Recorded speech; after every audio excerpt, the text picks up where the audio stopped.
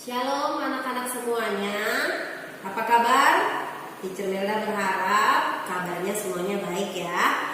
Hari ini kita akan melanjutkan pelajaran kita, tapi sebelumnya Teacher Melda akan membacakan satu ayat buat kita ya. Tertulis di Lukas 7 ayat yang ke-13. Dan ketika Tuhan melihat janda itu, tergeraklah hatinya oleh belas kasihan. Lalu ia berkata kepadanya, jangan menangis. Ini adalah cerita tentang Yesus membangkitkan anak muda di Nain. Jadi ada seorang ibu yang anaknya itu sakit lalu meninggal. Lalu didoakan sama Tuhan Yesus dan anak itu sembuh. Tuhan cuma bilang jangan menangis. Kenapa Tuhan melakukannya? Untuk kemuliaan namanya. Jadi semua orang tahu kalau Allah kita itu adalah Allah yang hebat, Allah yang besar, bisa membangkitkan orang yang mati. Dengan firman Tuhan kita berdoa. Bapa, kami bersyukur buat pagi hari ini. Kami mau kembali belajar mengenal Tuhan lewat pelajaran agama hari ini. Tuhan memberkati kami dengan hikmat yang daripada Tuhan. Biar kami boleh mengenal kebesaran dan kemahakuasaan Tuhan lewat segala peristiwa yang terjadi di dalam hidup kami. Berkati semua anak-anak kelas 4 yang ada di rumah. Biar hikmat-Mu turun bagi mereka sehingga mereka mengerti pelajaran ini dan mereka menerapkannya dalam hidup mereka. Terpujilah nama-Mu Tuhan, dalam nama Yesus kami berdoa. Haleluya. Amin. Oke, kita akan melanjutkan pelajaran kita. Minggu ini kita terakhir, terus minggu depan kita akan ulangan harian ya. Ini lanjutan dari minggu lalu, makna kehadiran Allah dalam hidup manusia. Ini yang bagian kedua. Minggu lalu itu tentang pengertian daripada makna kehadiran Allah dalam kehidupan manusia. Materi selanjutnya itu ialah kita akan membahas tentang bukti kehadiran Allah dalam peristiwa yang menyenangkan dan dalam peristiwa yang tidak menyenangkan. Lalu kita juga akan mengerti apa sih tujuan kehadiran Allah dalam berbagai peristiwa dalam kehidupan kita. Jadi kita akan bahas satu persatu ya. Ini yang pertama, bukti kehadiran Allah dalam peristiwa menyenangkan. Di sini dalam buku ini nanti anak-anak bisa baca juga ya. Teacher Melda sudah ringkas cerita tentang bangsa Israel yang ada di perbudakan. Jadi mereka itu ada 400 tahun mereka diam di tanah Goshen di Mesir. Waktu itu sebelum kejadian itu yang memerintah adalah Yusuf yang orang nomor 2 di sana. Tapi setelah Yusuf meninggal, kerajaannya itu beralih gitu ya, jadi ganti raja, ganti peraturan. Tadinya mereka di sana itu sudah senang, tapi setelah Yusuf meninggal, mereka malah dijadikan budak gitu ya. Mereka malah dipaksa kerja bakti, kerja rodi di Mesir. Jadi mereka disiksa, mengalami penganiayaan. Terus mereka nangis sama Tuhan, mereka sedih gitu ya. Tuhan, gimana? Sampai kapan kami harus begini? Lalu Tuhan mendengar doa mereka. Dengan cara bagaimana Tuhan mendengar? Tuhan mengirimkan hambanya Musa, ya Musa untuk memimpin Israel keluar dari tanah Mesir. Waktu itu kita sudah tahu ceritanya perjalanan mereka keluar dari tanah Mesir itu bukan hal yang mudah. Ada banyak tantangan. Raja Firaunnya nggak mau kasih ketika Musa datang untuk membebaskan umat Israel gitu ya. Sampai akhirnya ada tulah pertama sampai tulah ke-10 Tuhan izinkan terjadi di sana. Tuhan menghukum orang Firaun dan orang Mesir. Kenapa? Karena tidak mengizinkan orang Israel tadi keluar pergi dari tanah mereka. Tuhan mendatangkan apa? 10 tulah gitu ya. Jadi mereka dihukum sama Tuhan. Firaun akhirnya mengizinkan bangsa Israel pergi. Kenapa? Tulah yang terakhir itu adalah kematian anak sulung yang paling mengerikan. Karena anaknya si Firaun itu meninggal. Jadi di Mesir itu sepanjang malam itu kedengaran suara ratap dan tangis. Kenapa menangis, teacher? Semua anak sulung yang ada di Mesir semuanya meninggal mendadak gitu ya. Tiba-tiba Tuhan bikin semuanya meninggal, mati semua anak sulungnya. Kecuali orang Israel diluputkan Tuhan. Jadi luar biasa Tuhan. Kenapa luar biasa, teacher? Kok bisa ya satu tempat setengah mengalami, setengahnya enggak? juga. Itulah kehebatan Tuhan salah satunya. Jadi mereka mengalami hal yang menakutkan dan mengerikan. Anak-anak sulung mereka mati gitu ya. Akhirnya apa yang dilakukan? Firaun akhirnya udah deh, gue akan lepasin lu pada, katanya gitu kalau bahasa kerennya. Oke deh, silakan pergi, bawa aja Musa tuh bangsamu. Gara-gara mereka negara kami, bangsa kami terkutuk, gara-gara mereka anak-anak sulung kami mati. Yaudah pergi dah kalian dari bangsa kami. Mereka pergi, bukan hanya pergi, semua harta-harta milik orang Firaun itu dikasih sama mereka, dijarah. Akhirnya mereka pergi gitu ya. Waktu mereka naik kuda ada yang jalan gitu ya, belum berapa jauh gitu ya, tiba-tiba Firaun berubah pikiran. Kenapa tiba-tiba dia berubah pikiran dan mengejar bangsa Israel? Tiba-tiba Tuhan jaga lagi hatinya, dia berubah pikiran. Akhirnya dia bilang, tentara, panggil semua pengawal, kejar tuh bangsa Israel. Dikejar sama tentara, sama Firaun naik kuda. Mereka kan belum jauh. Mereka lari dan waktu mereka lihat ke belakang, Musa, wah ternyata kita masih dikejar musuh. Firaun dan tentaranya ngejar kita. Bayangkan gimana takutnya mereka kalau anak-anak semua ada di posisi mereka, lagi jalan di santainya, lagi ngerayain kebebasan. Tiba-tiba dari belakang datang musuh lagi. Betapa takutnya mereka ketakutan dan mungkin berlari gitu ya. Waktu mereka lari jalan, tiba-tiba di depannya ada laut Teberau. Gimana caranya mereka menyeberanginya? Gak bisa. Mereka hanya lihat laut, lihat musuh yang datang. Mereka terjepit, maju kena, mundur kena gitu. Lalu apa yang mereka lakukan? Musa sebagai pemimpin, dia datang kepada Tuhan. Dia bilang sama Tuhan, Tuhan tolong kami kasih jalan, gimana dong caranya? Musuh ngejar, kami gak bisa lewat, apa yang harus dilakukan? Masa sih Tuhan membebaskan kami untuk mati di tanah ini, katanya gitu. Akhirnya apa? Tuhan menolong lewat apa? Laut Teberau itu dibelah dua. Ulurkan tongkat Musa, terbelah dua. Akhirnya mereka menyeberangi laut Teberau. Waktu mereka sampai ke seberang, Firaun dan anggotanya datang. Mereka kejar terus naik kuda, dikejar sampai ke lautnya tertutup. Apa yang terjadi? Firaun dan tentara-tentara yang dia bawa semuanya meninggal ditelan laut. Mereka ada di dalam gulungan laut tersebut karena Tuhan langsung tadinya jalan langsung ditutup sama Tuhan setelah orang-orang Israelnya lewat gitu ya. Wow, hebat sekali Tuhannya, teacher. Bangsa Israel akhirnya bisa menyeberang selamat dari Firaun dan tentaranya, dan Firaun beserta tentaranya mati. Akhirnya apa yang terjadi? Nama Tuhan dimuliakan. Betapa hebatnya Tuhan ya. Dalam peristiwa yang menyenangkan, kehadiran Allah memberikan sukacita. Demikian juga orang Israel tadi ketika mereka berhasil menyeberang laut Teberau, mereka bersukacita enggak? Bersukacita dong, teacher. Allah ada di sana. Ada. Jadi kehadiran Allah, kehadiran Tuhan itu dalam hidup kita membawa sukacita sama seperti orang Israel tadi.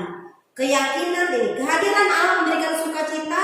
Hal ini dibuktikan dengan keyakinan akan pimpinan Allah. Mereka jadi yakin benar Tuhan itu ada bersama dengan kita. Gitu. Mereka dituntun Tuhan, mereka percaya dan yakin kalau Tuhan menolong mereka. Bertambah besar kasih yang satu dengan yang lainnya. Mereka itu satu tim.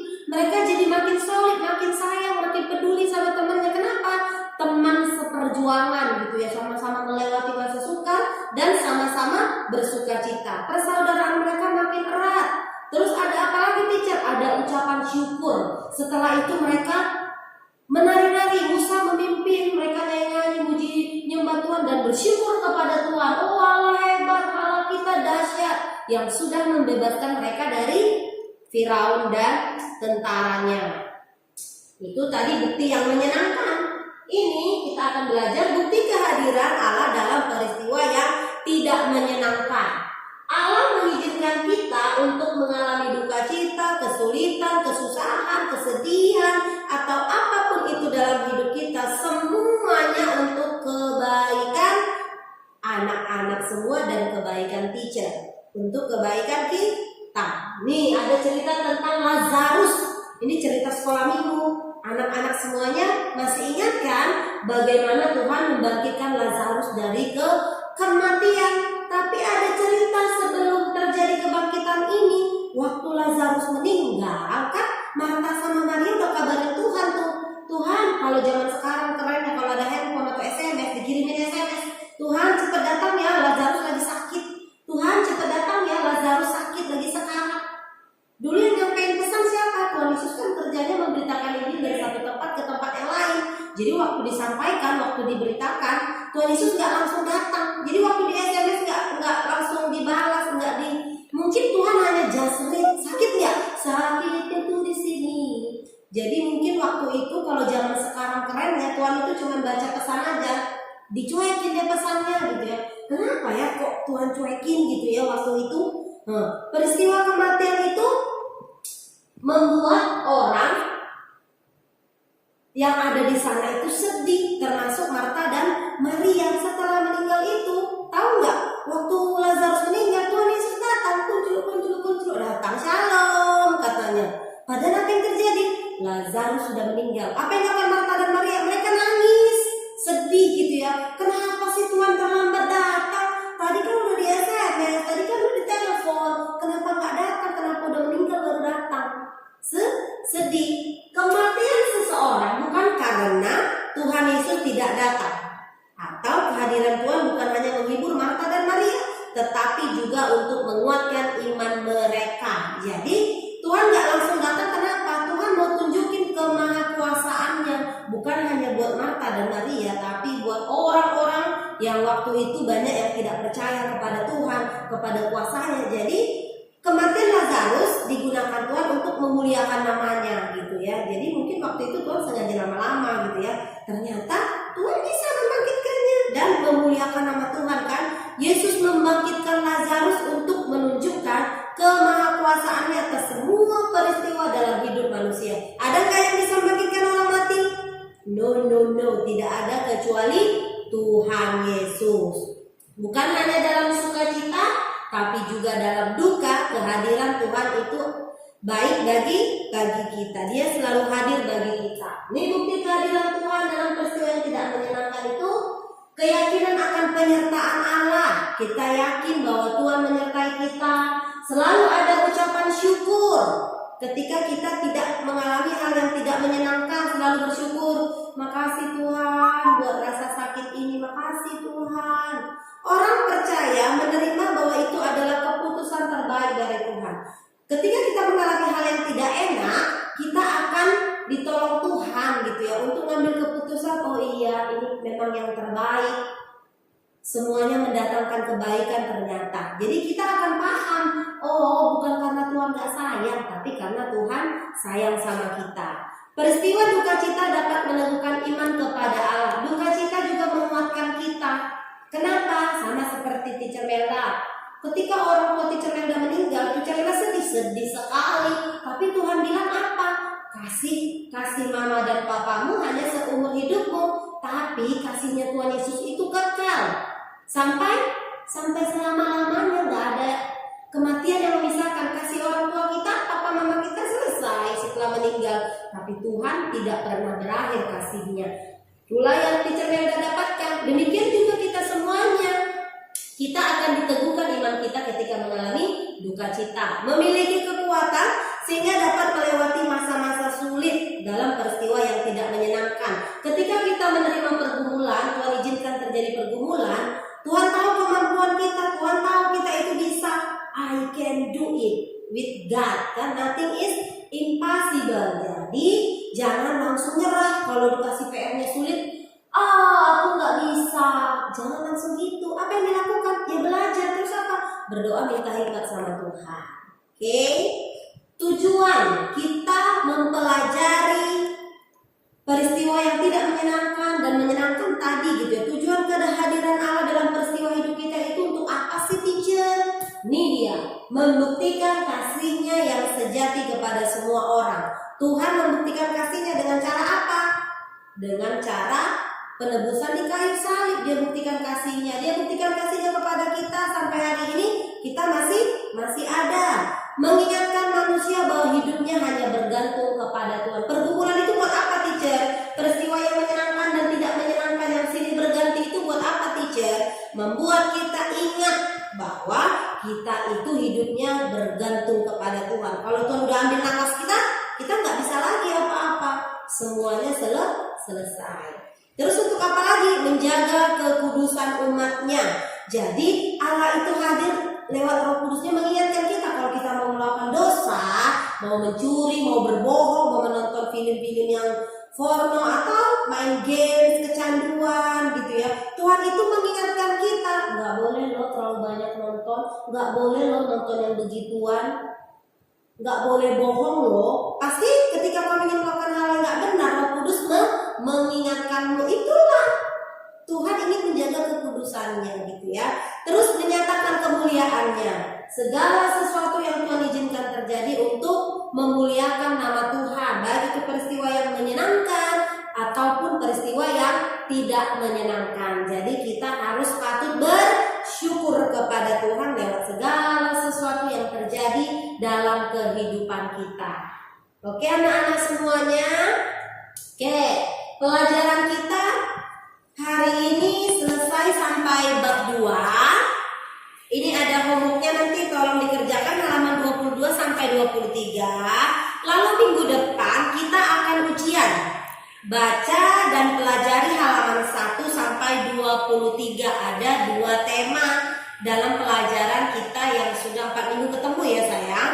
Pelajari, kalau kamu membaca semua soalnya dari sini, nggak ada di luar dari sini gitu. Jadi Teacher Melda percaya ketika kamu belajar dan baca, kamu pasti bisa menjawab. Soalnya pilihan berganda. Bisa ya sayang? Kalau ada yang kurang jelas, kurang paham, boleh tanya ke Teacher Melda, boleh chat Teacher Melda atau video call. Itu aja. Dan Teacher Melda ingatin lagi, kalau bisa tugasnya jangan lama-lama ya sayang. Kalau bisa cepat, kerjakan cepat. Berikan yang terbaik kepada Tuhan. Kita berdoa yuk. Bapa, terima kasih kami sudah selesai belajar mengenal bukti kasih Tuhan dalam hidup kami, dalam berbagai peristiwa yang Tuhan izinkan terjadi, baik yang menyenangkan ataupun yang tidak menyenangkan. Tuhan, tolong kami untuk belajar, bersyukur buat segala sesuatu yang Tuhan izinkan terjadi dalam hidup kami. Jadikan kami anak-anak yang takut akan Tuhan. Bapak, minggu depan anak-anak akan ulangan harian. Tuhan memberkati mereka semuanya, biar mereka boleh belajar dan boleh menjawab setiap pertanyaan yang akan ditanyakan kepada mereka. Terpujilah nama-Mu Tuhan, berkati papa mama mereka, apapun yang mereka kerjakan, Tuhan buat berhasil di dalam nama Tuhan Yesus.